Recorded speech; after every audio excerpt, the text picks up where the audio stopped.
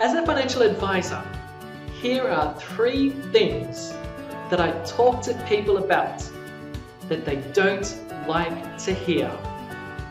Number 1, save more than you think you need to save.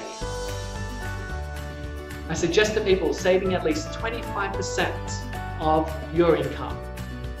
This will not only help with emergencies, it will also help you take advantage of opportunities when they arise. Number 2, stop trying to time the market. Most people that I work with try and time the market. They wait for the right time to invest, whether it's property or shares. No one, even professionals, can time the market. The best approach, have a plan and stick to it, irrespective whether markets rise or fall. Finally, number 3 is, what's your backup plan?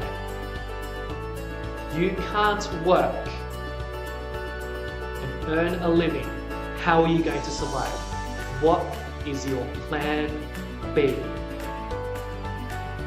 Make sure you have a plan B.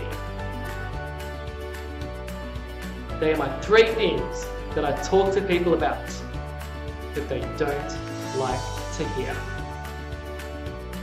I'm Clyde Gonzalez. Thanks for watching.